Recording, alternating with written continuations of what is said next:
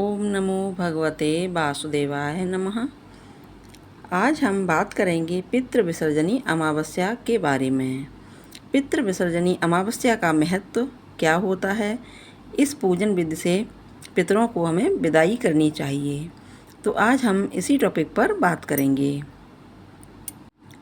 इस मास की अमावस्या को पितृ विसर्जन अमावस्या कहा जाता है। इस दिन धरती पर आए हुए पितरों को याद करके उनकी विदाई की जाती है। पितृ विसर्जन अमावस्या के दिन अपने सामर्थ्य अनुसार दान जरूर करना चाहिए। इससे आपके ज्ञात अज्ञात संकट कट जाएंगे। अश्विन मास के कृष्ण पक्ष का संबंध पितरों से होता है। इस मास की अमावस्या को पितृ विसर्जन अमावस्या कहा जाता है।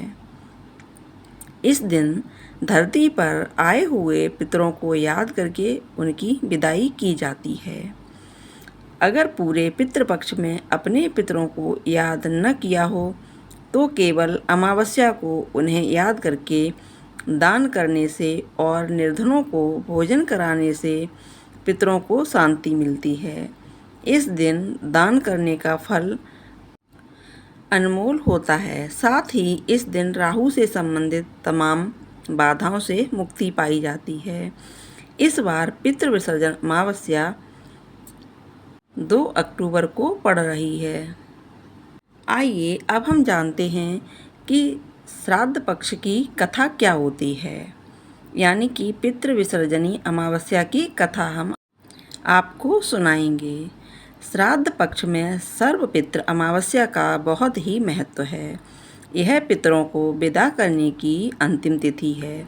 अगर कोई श्राद्ध तिथि में किसी कारण से श्राद्ध न कर पाया हो या फिर श्राद्ध की तिथि मालूम न हो तो सर्वपितृ श्राद्ध अमावस्या पर श्राद्ध किया जा सकता है।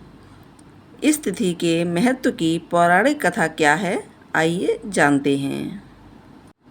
देवताओं के पितृगण अग्निस्वांत जो सोमपथ लोक में निवास करते हैं, उनकी मानसी कन्या अक्षोदा नाम की एक नदी के रूप में अवस्थित हुई। मत्स्य पुराण में अक्षोद सरोवर और अक्षोदा नदी का जिक्र मिलता है, जो कि कश्मीर में स्थित है।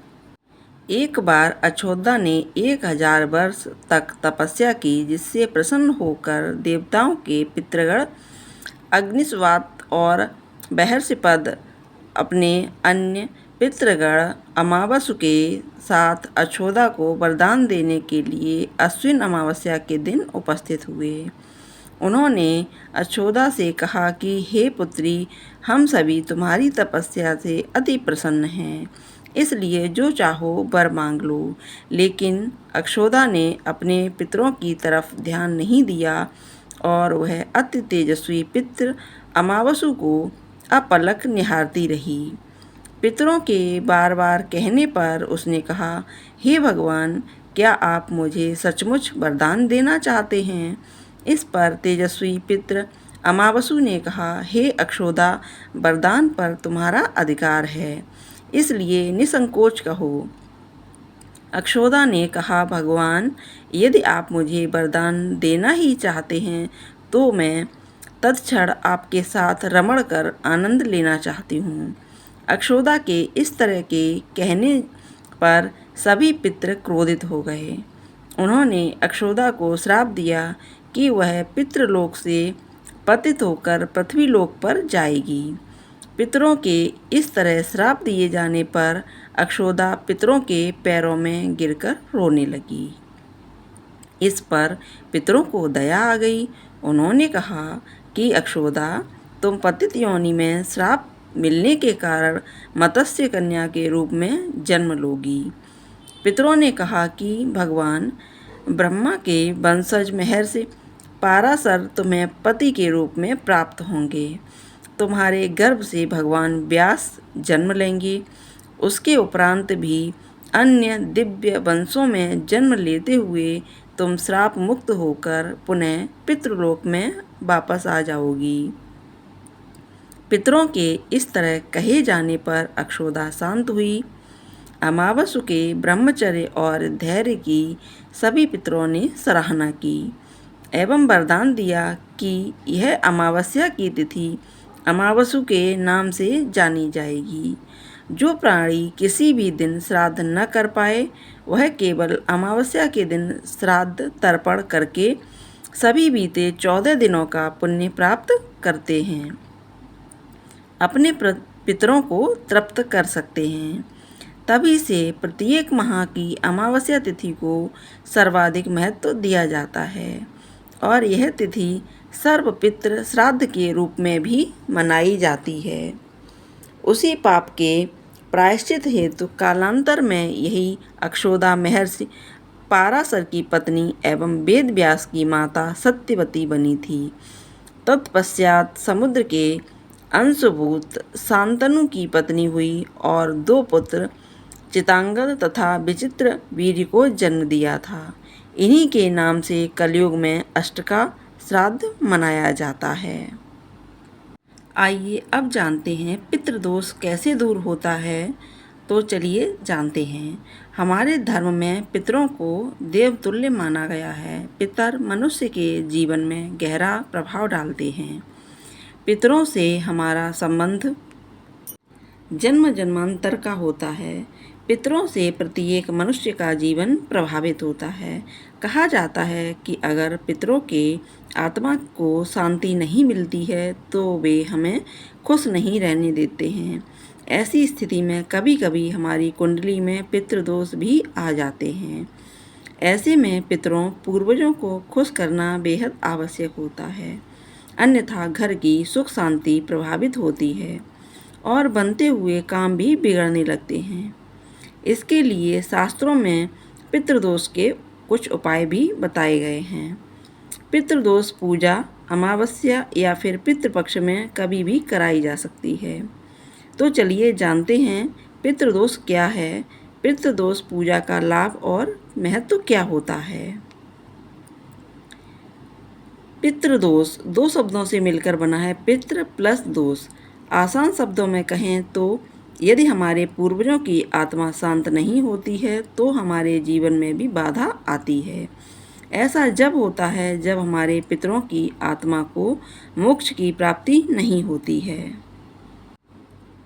शास्त्रों के अनुसार पितृदोष से पीड़ित व्यक्ति के पूर्वज खुद अपने कर्मों की वजह से श्राप को झेल रहे होते हैं। इस श्राप का ऋण आगे आने वाली पीढ़ियों के पास चला जाता है। बाद में यही पितृदोष के रूप में मनुष्य की कुंडली में आ जाता है और फिर लोगों को परेशान करता है। अब जानते हैं कि पितृदोष के लक्षण। पितृदोष होने के कारण व्यक्ति लगातार बीमार रहने लगता है। साथ ही व्यक्ति को आर्थिक परेशानियों का सामना करना पड़ता है। व्यक्ति को मानसिक शांति नहीं मिल पाती है। मन अशांत और अस्थिर रहता है। कुंडली में पितृदोष होने से जातक की शादी में देरी जैसी समस्याएं आने लगती हैं। कई बार कुंडली में पितृदोष से गर्भधारण की समस्या या गर्भपात हो सकता है। पितृदोष से पीड़ित लोगों को सफल वैवाहिक जीवन में बाधा आती है। किसी शुभ कार्यक्रम के आयोजन में लंबे समय तक रुकावटें आती हैं। कभी कभी परिवार के भीतर आत्महत्या, दुर्घटना जैसी अप्राकृतिक मौत भी हो सकती है। ये तो अब जानते हैं पितृदोष के उपाय। पितरों को समर्पित होता है। पितृपक्ष पितरों को समर्पित होता है। इस दौरान पितरों को खुश करने के लिए श्राद्ध, पिंडदान जैसे अनुष्ठान किए जाते हैं। यदि पितृपक्ष के दौरान पितरों का श्राद्ध या पितृदोष निवारण पूजा पूरे रीति रिवाज से संपन्न किया जाए तो पितर खुश होते हैं और हमें आशीर्वाद देते हैं। अतः पितृपक्ष के दौरान हमें विधि विधान से पितरों का श्राद्ध और तर्पण अवश्य करना चाहिए। इससे पितरों की आत्मा को शांति मिलती है और हमें सुख समृद्धि का आशीर्वाद देते हैं।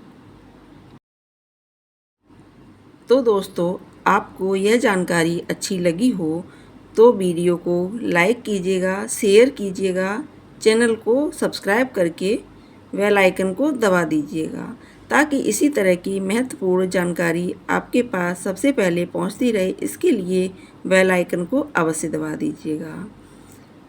धन्यवाद।